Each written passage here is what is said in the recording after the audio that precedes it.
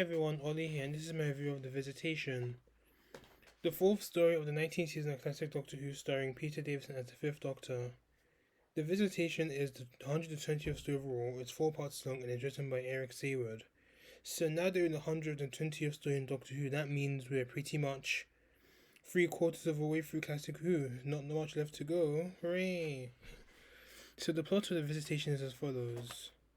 It's 1666, and England is in the grip of the Great Plague, but when the Doctor and his companions arrive, they discover an even greater threat. The entire planet is in danger. When the Grim Reaper stalks the countryside, the Doctor uncovers an alien menace intent on wiping out humanity and claiming our planet for themselves. The Pteroleptors have arrived, and only the Doctor can stop them. So that is the plot of The Visitation. Visitation, in my opinion, it's a story that I didn't really like at first, but then after watching it again, I definitely do like it now. But The Visitation does have a few faults that pretty much prevents the story from being like one of the best Peter Davison stories.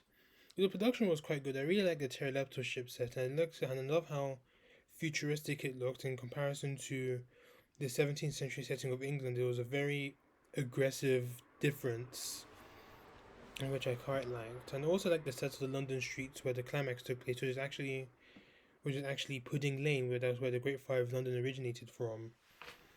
So I thought that was a nice little touch to that, and I love how it looks like very much like a medieval street, like the ones you probably see on like those history documentaries and all those period dramas. The script was very good, and the direction by Peter Moffat was quite good as well. The plot of the story was actually quite good, and The Visitation is actually the first Doctor Who story to be wholly set in the past since season 15's Horror of Fang Rock. So it's a nice change to see a story that's actually set completely in the past, and obviously it does have some like sci-fi elements into it. And because of these sci-fi elements, The Visitation does actually kind of feel like a New Who story because it's very much like a sci-fi story. It's like they'll probably see in like the present day, but that is pretty much set in the past. And a lot of stories in New Who actually do have stories like that. I liked how there's a bit of continuity from Kinder, and this is when the Doctor, in the beginning, when the Doctor was telling of Adric for using the TSS suit to escape from the Dome, and how Tegan was still shaken from her ordeal with the Mara, and she was telling Nessa about what happened, and she was quite scared of what happened. And obviously, the Doctor's still trying to get Tegan to Heathrow, and obviously the Doctor fails again. And The Visitation is also the last story that we see the sonic screwdriver, as John Nathan Turner actually disliked the sonic screwdriver, and he thought it was a quick fix solution to try and get the Doctor out of like sticky situations. So in part 3, when the Doctor is trying to escape from the holding cells in the house, the Doctor is actually handcuffed, so he pretty much is able to grab the sonic screwdriver from his pocket, and then he tries to like sonic it, but the Pteroleptors catch him, and then they destroy the sonic screwdriver. I think in the original draft of the story, that in the end, the Doctor was revealed to have a box of sonic screwdrivers to replace the one that was destroyed. But JNT told Eric Sayward to like omit the scene of the sonic screwdriver because he felt as if it was just too easy for the Doctor to get out of certain situations, and actually discourage writers from using the sonic in their scripts, and they should come up with their own solutions to try have the Doctor get out of these situations.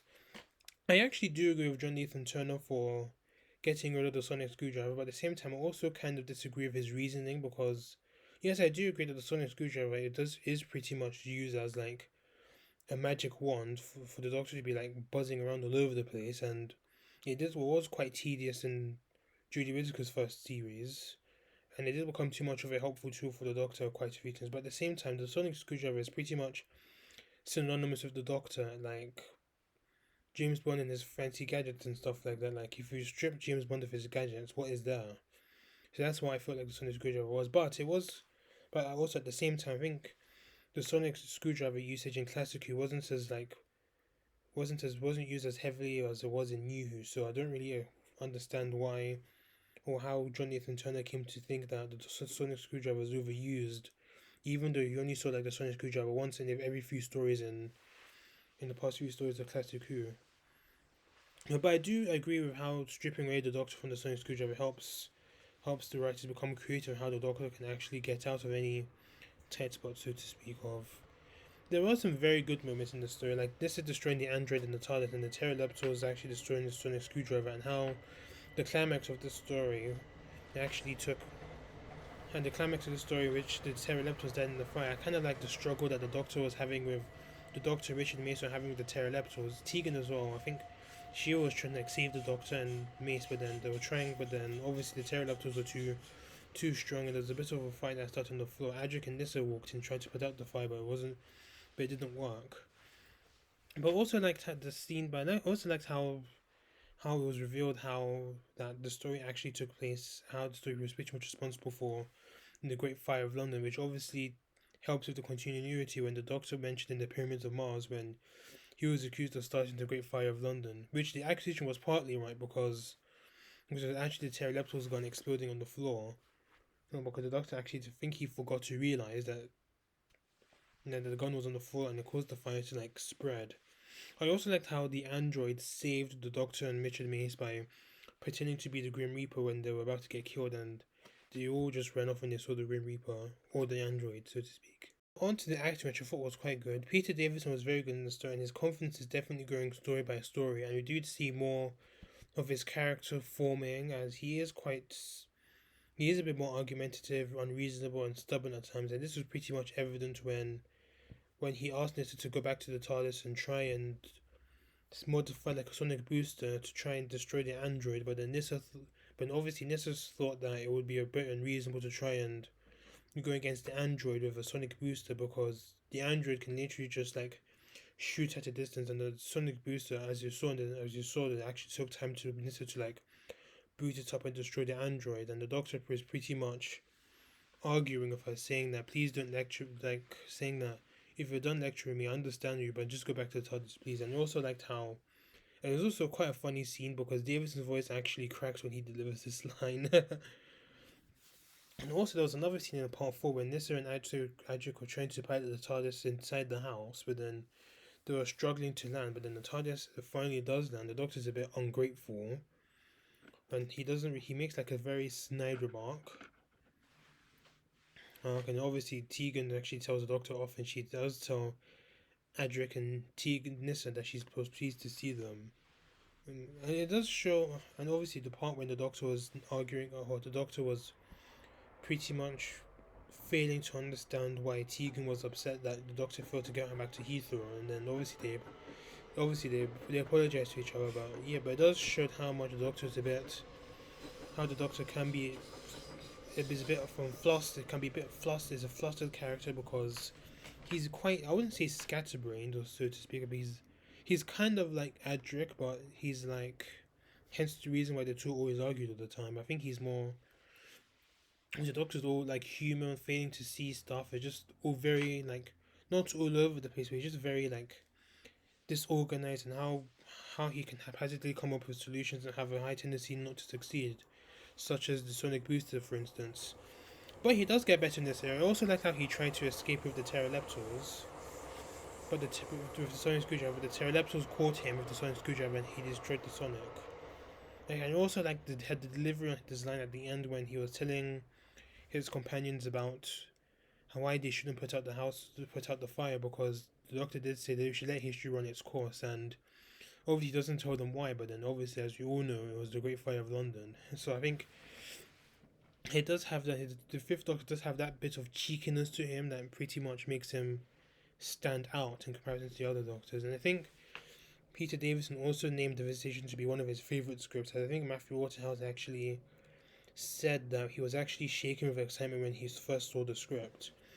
So, speaking of Matthew Waterhouse, I think he was quite good in this story. Adric not as irritating here in comparison to other stories, and he doesn't really do a whole lot, but in part 2, he and Tegan are captured by the Pteroleptors and they're interrogated by the Pteroleptors, but then which causes Adric to tell them about the TARDIS and the Doctor. I do think that Waterhouse and Janet Fielding do have some decent chemistry, and also like the scene when they're trying to escape from the house by the window, but Adric was unable to get it open, and Nissa or Tegan was like, "You're boasting about your strength a minute ago, just get on with it." So it was also a funny scene, but I do like how Adric was quite concerned about Tegan and he being left behind. He does try and like rescue her, but Obviously, he's told not to by Nessa and even the Doctor. I do like how he was trying to fight the android and destroy the TARDIS, but it knocked him out. But I guess this is the all swimming I wished to him to get in 40 Doomsday happened here, I guess. So Sarah Sutton was good as well. She does have a great deal to do, but I do like how she was able to destroy the android with the sonic booster that she was told to repair by the Doctor, and Nissa actually does spend a good chunk of the story trying to fix the sonic booster. But I really like the scene where she succeeds in doing so, but she's obviously distraught about destroying the android because she thought it was a very beautiful machine. And the same as she said it was a shame that it was like, and she had to pretty much destroy it. And also, Janet Fielding did a good job as well. Tegan is once again upset when the Doctor can't get her to Heathrow, and he ends up actually taking her back to like 300 plus years earlier. And I do like the comment that she made saying that she can, like, it was a sarcastic comment. She said that she can find a claim for the land and she'll make a fortune once the aeroplane is invented. And so obviously the Heathrow area where they landed like in 1666 was basically like the Hillingdon area, so I wouldn't say it's a village, but I don't know. Oh, but she does get captured by the Pteroleptons and does spend most of the story like in their captivity or being controlled by them. But the Doctor pretty much breaks that control and she's back to her old mouth and leg self in part 4. So in terms of a side cast, we only had the other three Pteroleptors and the villagers who don't really do much. Oh, and the android as well. And they don't really do much, but one side character that we actually do have that actually does help the Doctor and his companions is Richard Mace. So he is a former actor, but because of the Black Plague, he quit his profession and decides to become a highwayman. The Doctor discovers him wearing a Pteroleptor mind control necklace, but Mace thought nothing of it. But then the Pteroleptors do decide to like put him under control for a bit before the Doctor breaks out of that control. But after that, he pretty much does aid the Doctor and his companions in stopping the Pterodactyls and aids in putting out the fire that had started in the bakery. I thought he was a very good character and quite funny as well. And we have our villains, the Pteroleptors. So the Pteroleptors are pretty much like these, look like fishy reptile aliens. They looked like this. So as you can see, this is a Pteroleptor right here.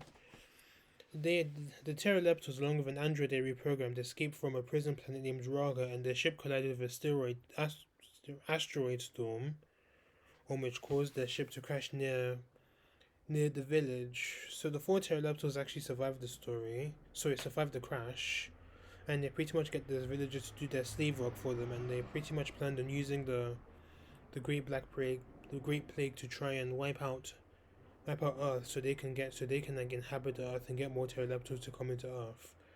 They rejected the Doctor's offer to take them back to their home planet, but Pteroleptor law states that once you're sentenced to the prison planet Raga, you're basically sentenced for life. I thought they were very good villains, even though their motives were a bit not unclear, but I think they were quite overpowered in a way, but they were still very good villains. But considering the fact they do destroy the Doctor's Sonic Screwdriver, but I would like to see the Pteroleptors return to Doctor Who at some point in the future. So if Russell T Davis is watching this, or he somehow has the idea to bring them back, please do, because I think they could have the potential to be good villains, so to speak. So I think my main complaint with the Visitation is that it doesn't feel wholly original. Like, it does borrow quite a few elements from 4 to Doomsday that aired early on in the season. For example, I think the part 2 cliffhanger when the Doctor's about to get beheaded by one of the villagers, because they thought that he carried the plague for some very odd reason. And I think that this is pretty much the same cliffhanger from part 3 of the 4 to Doomsday when the Doctor is about to get beheaded again. So even though the Doctor does actually acknowledge this, saying that he pretty much says not again when they're about to like use the scaf to like try and like behead him. But yeah, another element that was pretty much borrowed from 4 to Doomsday was the Pteroleptors plot was pretty much almost similar to the Monarch's plot. So the Pteroleptors wanted to use the Great Plague to try and wipe out the human race, so other Pteroleptilians can come to Earth, so they can inhabit it. And Monarch's plot, he wanted to use the toxin wipe Earth and have the other Urbankins come to Earth so they can take over. So that's a bit. Yeah, but even though this is Doctor Who, you do have some elements of some story elements that do appear in some other stories, like the Sea Devils and Doctor Who and the Silurians, for instance. They pretty much have the same plot, so to speak. Now, I also do think that the Visitation does drag in some places, so it does get a bit boring, but it does pick up like around part three. But it's not an all terrible story. So to conclude, I think the Visitation is a nice romp set in the past with dastardly aliens plotting around the Great Fire of London.